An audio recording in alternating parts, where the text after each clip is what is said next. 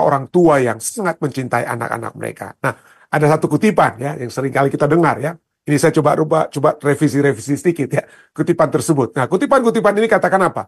Orang tua semua orang tua itu hampir selalu menginginkan yang terbaik untuk anak-anaknya. Kita kan begitu kan?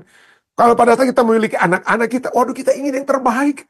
Ya, apalagi kita orang timur ya. Kalau beda dengan orang bule atau orang Amerika 18 tahun ya udah terserah. Ya, kamu sudah saya didik sampai 18 tahun, udah bebas lah kamu ya. Anak-anak juga ingin bebas. Tapi kita orang-orang Asia ya, khususnya kita ingin yang terbaik walaupun sudah sudah lewat 18 tahun masih kita ingin apa? Masih kita ingin terus support anak-anak tersebut. Nah, tapi poinnya yang saya tambahkan di sini, kutipan tadi itu katakan apa? Orang tua hampir selalu menginginkan yang terbaik untuk anak-anaknya, walaupun kadangkala kita, orang-orang tua, tidak mengetahui apa itu yang terbaik. Ya, apa itu yang terbaik yang kita inginkan dari anak-anak kita? Seringkali kita bilang, oh kalau kamu terbaiknya kamu seperti ya papa dulu gagal jadi dokter, maka sekarang kamu harus jadi dokter karena papa gagal dari apa? Jadi dokter. Itu seringkali kita pikir yang terbaiknya anak-anak kita itu berdasarkan apa yang kita pikirkan. Terbaiknya anak-anak kita itu berdasarkan apa aspirasi kita. Ya, tentu saja boleh. Tentu saja boleh. Tapi pada saat yang bersamaan, bagaimana caranya kita supaya dapat menyampaikan aspirasi tersebut? Apakah kita dengan cara paksaan dan lain sebagainya? Jadi kita harus mengetahui ya, apa itu yang terbaik bagi anak-anak kita, ya, gitu. Dan bagaimana hal itu dapat diperoleh. Itu penting juga. Caranya yang terbaik itu dapat apa? Diperoleh. Kenapa? Karena seringkali kita salah dalam untuk kita pikir kita memberikan yang terbaik kepada anak-anak kita, ya.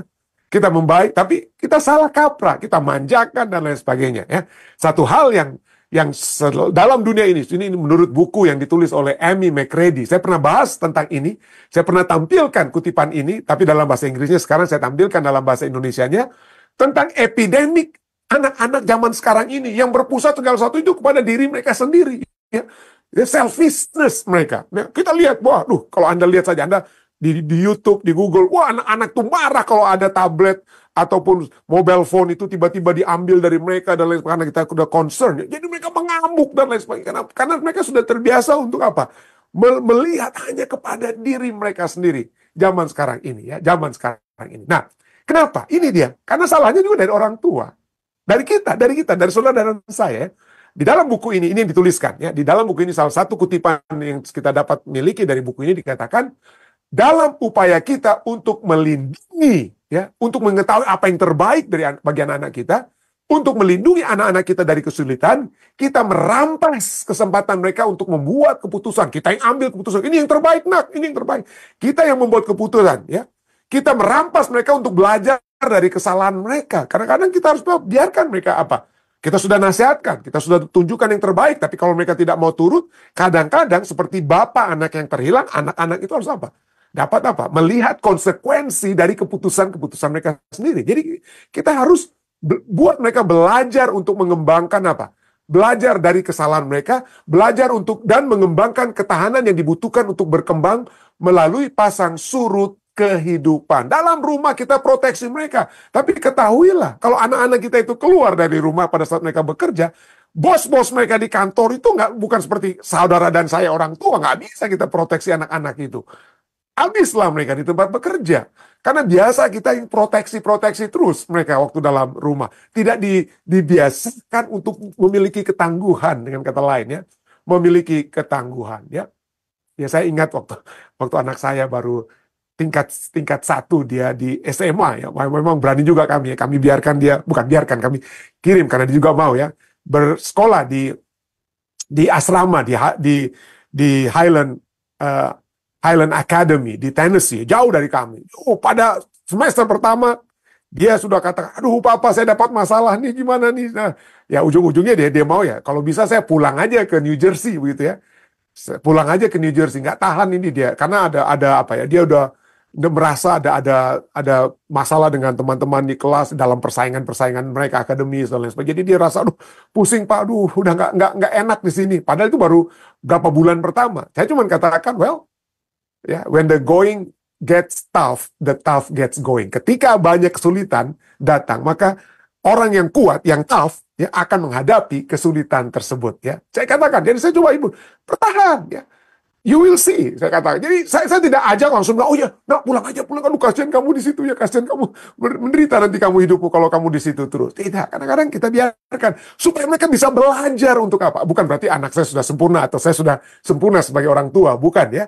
Tapi poinnya adalah supaya mereka belajar untuk apa? Dapat bertahan, ya. Kalau enggak, lembek mereka. Jadi biarlah mereka itu apa?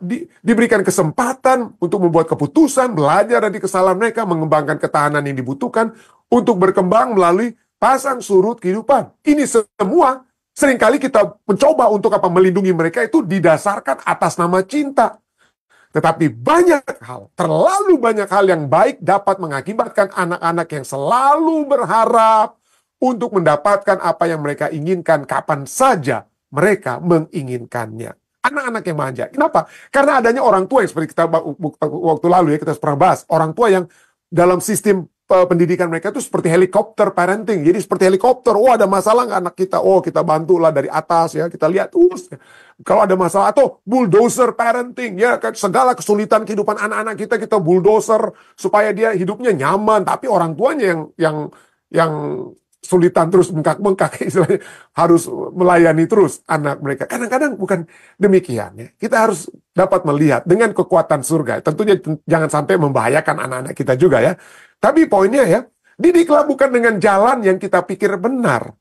Tapi apa yang Alkitab pikirkan benar ya, dengan lain ketahanan mereka. Alkitab bicara tentang didiklah seperti Tuhan mendidik. Kadang-kadang kita harus apa? Mendidik anak-anak, mendisiplin. Bukan harus kita hajar, pukul begitu ya, bukan ya. Amsal 22 ayat 6 katakan, didiklah orang muda, atau bahasa aslinya, katakan didiklah anak-anak kita. Train up your child. Ya. Didiklah anak-anak kita menurut jalan yang patut baginya, Maka pada masa tuanya pun ia tidak akan menyimpang daripada jalan itu. Yesaya 54 ayat 13 katakan, semua anakmu akan menjadi murid Tuhan. Itu yang pertama, takut akan Tuhan. Ya, menghormati Tuhan artinya apa? Apa yang Tuhan ajarkan, ya. Memiliki toleransi satu dengan yang lain, kerja keras, ya. Tidak, Alkitab berkata kalau tidak bekerja tidak dapat makan. Usahakan mereka dapat belajar untuk bekerja di rumah, bukan supaya kita jadikan budak di rumah, bukan ya. Tapi diajar mereka, diajar seperti apa yang diajarkan firman Tuhan, ajar untuk bekerja dan lain sebagainya. Dan dikatakan apa? Semua anakmu akan menjadi murid Tuhan dan besarlah kesejahteraan mereka. Besarlah kesejahteraan mereka ya. Jadi inilah ya. Jadi anak-anak yang apa? Dididik dan orang tua yang menginginkan yang terbaik. Dan ini pada saat ini dalam pelajaran kita ada orang-orang tua yang membawa anak-anak mereka kepada Yesus Kristus ya. Markus 10 ayat 13. Oh, lalu orang membawa anak-anak kecil kepada Yesus supaya ia menjamah mereka. Kata menjamah, touch, place his hand itu seperti memberikan berkat ya, seperti mengordain mereka, bukan dibaptiskan, bukan ya. Tidak ada baptisan anak-anak sini, tidak ya. Tapi memberkati mereka untuk mendapatkan berkat bagi pertumbuhan dan kesejahteraan di masa depan mereka. Ya. Dan ini dilakukan juga, terjadi juga kepada Yesus ya.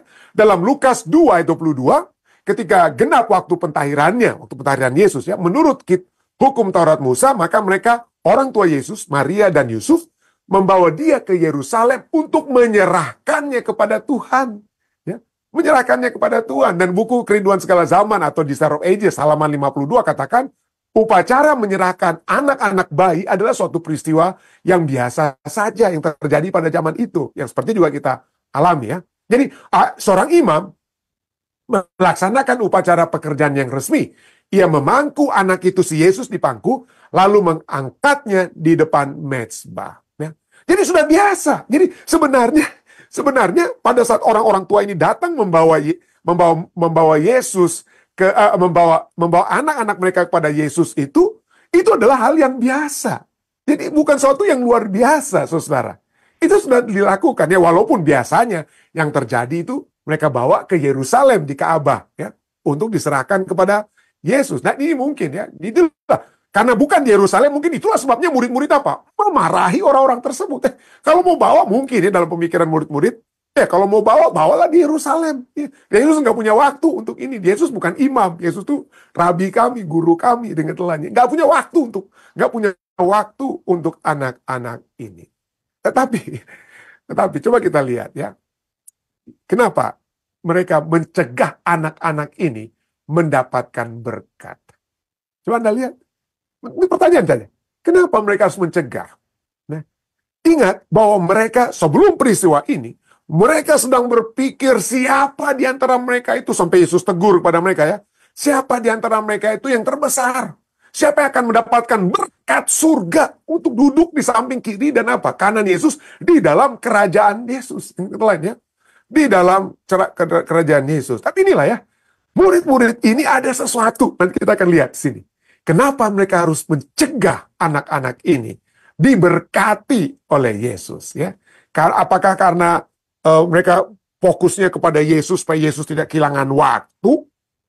Ya, tidak kekurangan waktu untuk mengajar supaya Yesus bisa lebih terkenal, atau sesungguhnya tujuannya itu adalah untuk diri mereka. Mereka melarang karena egoisme mereka, kepentingan diri mereka sendiri. Dan inilah yang saya akan propose saat ini. Mereka mencegah karena mereka melihat ini sesuatu yang dapat juga menghalangi diri mereka untuk mendapatkan berkat. Nah, mari, sebelum Anda bertanya-tanya yang lebih lanjut, mari kita lihat, coba kita lihat. Bukan kali ini saja mereka, murid-murid itu mencegah Yesus untuk bertindak sesuatu. Ya, seakan-akan mereka lebih tahu ya. Misalnya, kita kesok tahuan daripada murid-murid ini seperti Yesus sudah bilang kepada murid-muridnya, menurut orang aku ini siapa? Oh, kamu itu ini. Lalu menurut Yesus tanya, menurut kamu itu siapa? Baru Petrus bilang apa? Oh, kamu adalah Mesias. Oh, lalu Yesus katakan, Mesias ini akan mengalami penderitaan dan lain sebagainya. Marahlah si Petrus. Kenapa? Karena mereka merasa ada sesuatu mereka yang lebih, yang bahkan Yesus sendiri tidak tahu. Dengan kata lain, mereka memarahi Yesus. Ya. Jadi ada banyak kali kita lihat dalam kisah, dalam kitab Markus menuliskan bagaimana murid-murid Yesus ini ya ada sok taunya gitu ya.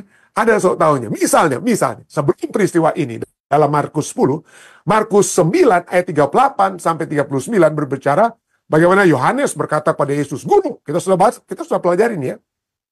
"Guru, lihat, ada seseorang yang bukan pengikut kita, tapi dia mengusir setan demi namamu. Lalu kami cegah orang itu karena ia bukan pengikut kita." Tetapi kata Yesus, "Jangan kamu cegah dia." Jadi murid-murid ini suka cegah-cegah. Sekarang yang di Markus 10, anak-anak itu dicegah untuk datang kepada Yesus. Di Markus pasal 9, orang yang mengusir setan demi nama Yesus pun dicegah. Jangan sampai mereka mengusir setan dengan nama Yesus, ya, karena mereka itu bukan pengikut Yesus seperti mereka. Jadi ada tersinggung mereka, ya, ada tersinggung. Nah, kenapa? Seringkali kita mendengar bahwa orang-orang yang merasa superior, wah, itu bukan pengikut kita dia. Ya, atau mengecilkan orang. Ini kan orang yang mengusir setan ini kan sedang dikecilkan oleh murid-muridnya. Pada saat kita mengecilkan orang lain, itu sesungguhnya ada masalah dengan diri kita. Pada saat kita merasa superior, kita merasa lebih tinggi daripada orang lain, sesungguhnya itu adalah masalah yang terjadi, lack of self-esteem dari dalam diri kita sendiri. Ada satu statement, ya. Satu statement yang ditulis oleh Harriet Lerner, ya, dikatakan apa? Bahwa merasa lebih unggul dari orang lain. Ini betul, saya sudah selidiki juga dari segi banyak artikel dan ya, buku-buku dan lain sebagainya. Pada saat kita merasa lebih unggul dari orang lain, itu sesungguhnya adalah tanda pasti. Pada saat kita merasa lebih penting, saya ini lebih penting, nggak kenal saya ini siapa, dan lain sebagainya begitu ya. Kita sedang merasa lebih unggul dari orang lain, itu sesungguhnya adalah tanda pasti bahwa rendahnya harga diri kita sendiri yang kita coba untuk tutupi. Ya, kita tutupi dengan kesombongan kita. Ya, saya ini pendeta nih dari Amerika nih. Padahal kita sedang menutupi harga diri kita yang sesungguhnya rendah, yang mungkin kita tidak sadari atau mungkin juga kita sadari ya. Yang sama halnya, sesungguhnya pada saat kita merasa tinggi diri, lebih unggul dari orang lain, itu sama halnya dengan kita sedang merasa juga lebih rendah diri. Ya, lebih rendah diri. Jadi, kenapa saya katakan ini? Karena pada saat murid-murid itu menegur orang yang mencoba untuk apa? Menegur orang yang mengusir setan demi nama Yesus, dan nanti kita akan lihat kenapa mereka mengusir anak-anak, karena ada yang kurang dari dalam diri mereka sendiri. Ya, ada kekurangan mereka sendiri. Apa itu? Mari kita lihat. Orang lain bisa mampu mengusir setan walaupun bukan pengikut Kristus ya. Ini yang terjadi kan? Kata Yohanes pada Yesus, kita sudah baca tadi ayatnya. Kata Yohanes pada Yesus, "Guru, kami lihat seorang yang bukan pengikut kita mengusir setan demi namamu." Artinya bisa berhasil orang tersebut. Lalu kami cegah orang itu. Kami cegah orang itu karena ia bukan pengikut kita. Bukan pengikut kita. Nah, kenapa mereka harus cegah? Apakah karena mereka ingin mempertahankan reputasi Yesus? Bukan. Mereka sedang melihat reputasi mereka sendiri. Kenapa? Karena mereka gagal. Ingat, sebelumnya, dalam Markus 9 ayat 17 dan 18, setelah Yesus turun dari bukit kemuliaan, apa yang terjadi di situ? Ada seorang bapak membawa anaknya yang kerasukan setan. Ya. Apa yang terjadi pada saat itu? Pada saat itu, kalau kita bisa Anda baca itu, Markus 9 ayat 17-18. Terjadi keributan, kenapa? Karena murid-murid gagal. Ya, Bapak ini katakan demikian. Kata seorang dari orang banyak itu, "Guru, anakku ini kubawa kepadamu karena ia kerasukan roh yang membisukan dia." Ayat 18, setelah disebutkan apa yang terjadi dengan anak yang bisu, dia terkejang-kejang dan lain sebagainya. Lalu ini ayahnya katakan, "Aku sudah meminta kepada murid-muridmu supaya mereka mengusir roh itu, tetapi mereka tidak dapat." Jadi pada saat orang lain bisa mengusir, sedangkan mereka tidak dapat, mereka langsung apa? Cegah dong Yesus. Jangan biarkan orang tersebut. Kenapa? Karena kami tidak memiliki. Ya. Kami tidak memiliki. Jadi sekali lagi, kalau kita merasa lebih unggul dari orang lain, lebih hebat dari orang lain, itu sesungguhnya tanda pasti dari rendahnya harga diri kita sendiri. Sign of a poor self-esteem. Yang sama essentially itu adalah, yang sama sesungguhnya kita sedang memiliki kerendahan diri. Tapi kita tutupi dengan apa? Kesombongan, keangkuhan, dan merasa lebih unggul tersebut. Nah, kenapa sekarang pertanyaan? Kenapa murid-murid itu mencegah orang-orang yang ingin membawa anak-anak mereka untuk mendapatkan berkat daripada Tuhan? Mereka memarahi orang-orang itu. Mereka memarahi orang-orang tua yang sedang membawa anak-anaknya untuk diberkati, yang walaupun itu adalah suatu peristiwa yang sesungguhnya biasa terjadi. Walaupun sekali lagi, terjadinya di Yerusalem oleh seorang imam biasanya. Ya. Tapi kenapa itu tidak dapat Yesus lakukan? Kenapa? Karena mereka harus marah. Pada saat mereka marah, Yesus juga memarahi mereka. Yesus marahi mereka. Ya. Bukan mereka itu orang-orang tua, tapi murid-muridnya. Ya. Markus 10 ayat 14. Ketika Yesus melihat hal itu, ia marah dan berkata kepada mereka, "Biarkan anak-anak itu datang kepadaku. Jangan menghalang-halangi mereka. Sebab orang-orang yang seperti itulah yang empunya kerajaan Allah." Jadi sama-sama marah. Murid-muridnya ada bilang marah, dan di dalam kitab Markus, disinilah satu-satunya tempat, ya, bukan di kitab Matius, Lukas, atau Yohanes bicara tentang Yesus marah, ya. Hanya di kitab Markus, Yesus marah. Ya, sering kali kita berpikir, atau banyak ada ayat kita sudah pelajari itu lalu, itu orang yang marah itu orang yang bodoh. Apa Yesus marah? Ini adalah Yesus bodoh. Ya. Kalau murid-muridnya marah itu, ya mungkin kita bilang, oke, murid-murid itu bodoh. Kenapa? Apakah Yesus pada saat dia marah saat ini, dia juga bodoh? Atau kalau tidak, apa bedanya? Apa bedanya kemarahan yang bodoh dan kemarahan yang suci? Atau tidak yang benar, ya, dengan kata lain. Kemarahannya Yesus. Nah, ini bedanya. Bedanya, kemarahan murid-murid itu karena kepentingan diri mereka sendiri, ya. Ada kepentingan mereka, seperti mereka tidak dapat menyembuhkan anak yang kerasukan setan atau mengusir setan, mereka tidak dapat, mereka marah.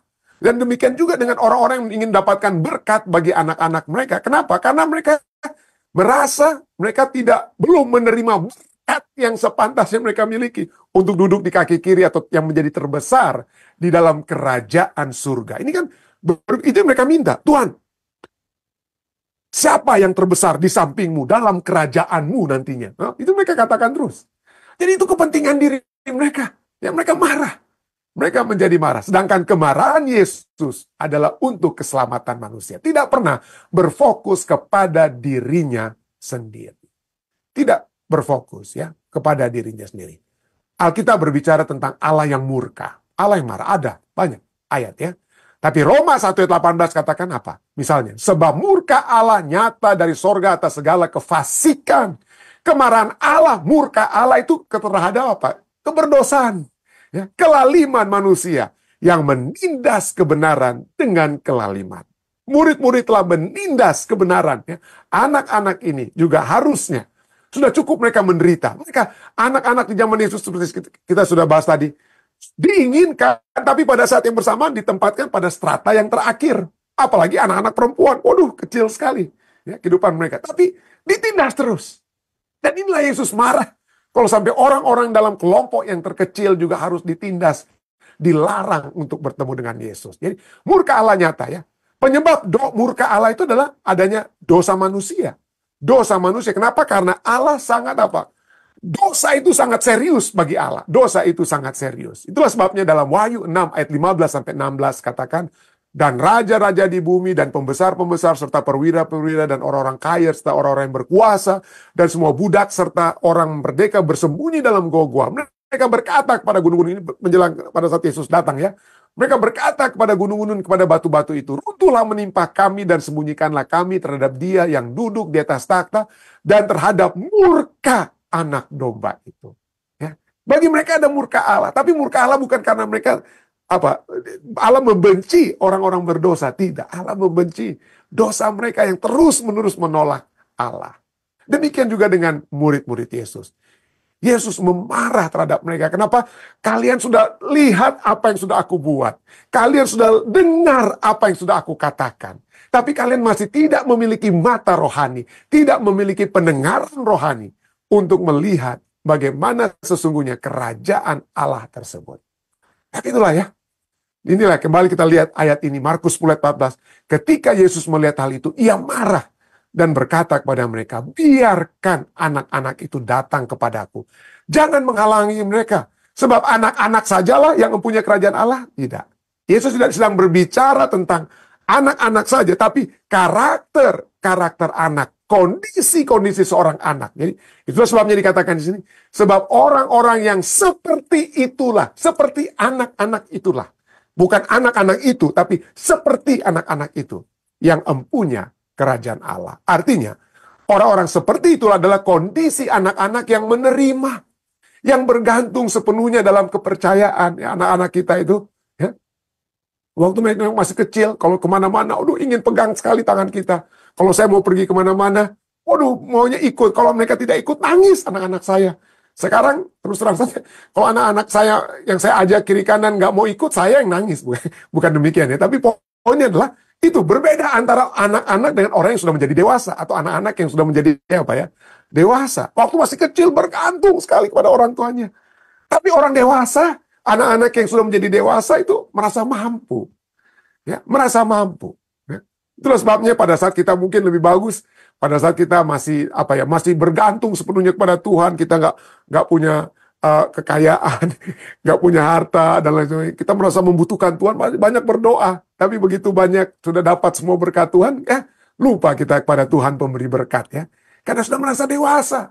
Seakan-akan semua berkat-berkat surga itu kita sudah peroleh dengan kekuatan kita sendiri.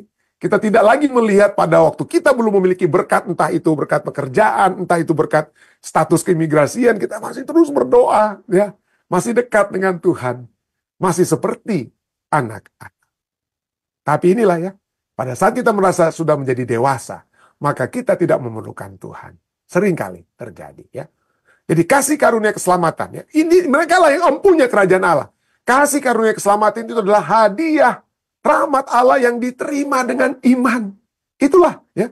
Orang-orang ini, anak-anak ini merasa sangat miskin, sangat tidak butuh. Terus sebabnya Yesus katakan berbahagialah orang yang miskin dalam dalam kebenaran ya. Karena mereka lah yang punya kerajaan Allah. Artinya mereka merasa membutuhkan terus-menerus. Memiliki ketergantungan seperti pengemis yang bergantung kepada orang yang memberikan sesuatu kepadanya. Itulah anak-anak ya, yang merasa membutuhkan.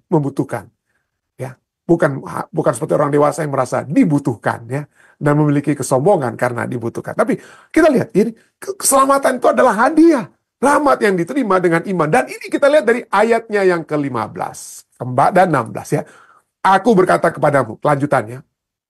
Sesungguhnya, barang siapa tidak menyambut kerajaan Allah. Siapapun yang tidak receive, yang menerima. Menyambut artinya menerima. Itu bukan sesuatu yang kita usahakan. Kerajaan Allah itu bukan sesuatu yang kita kerjakan. Kita menyambut kerajaan, kita terima dengan iman ya. Seperti seorang anak kecil. Anak kecil itu nggak bisa buat apa-apa. Dia hanya bisa menerima dari orang tuanya. Ya. Tidak bisa hidup tanpa ketergantungan dengan orang tua. Demikian dia juga dengan kerajaan Allah. Kita harus sebagai anak kecil. Ya, dengan kata lain ya. Makanya saya tulis berkat bagi anak-anak dalam tanda kutip. Kita semua harus memiliki kondisi anak-anak dalam arti bukan kita childish atau apa kekanak-kanakan. Beda anak-anak dengan kekanak-kanakan ya. Tapi kita memiliki satu kerinduan untuk terus bergantung dengan Tuhan. Pada saat itulah kita akan menyambut pemberian. Ya. Menyambut itu adalah pemberian. Kerajaan Allah itu adalah satu pemberian. Ya. Barang siapa tidak menyambut kerajaan Allah seperti seorang anak kecil, ia tidak akan masuk ke dalamnya. Lalu Yesus, memeluk anak-anak itu, dan sambil meletakkan tangannya atas mereka, ia memberkati mereka. Kasih karunia sekali lagi adalah apa? Keselamatan ya. Hadiah, rahmat Allah yang kita terima, kita sambut dengan iman. Jadilah kita umat-umat Allah yang terus-menerus merasa perlu bergantung terus-menerus. Nggak bisa hidup kalau kita tidak bergantung dengan Tuhan kita. Seperti seorang anak yang hanya bisa bergantung kepada orang tuanya. Disitulah kita akan mendapatkan berkat surga di dalam dunia saat ini, hingga bertemu dengan Yesus nantinya dalam kerajaannya. Saya bawa ini dalam nama Yesus.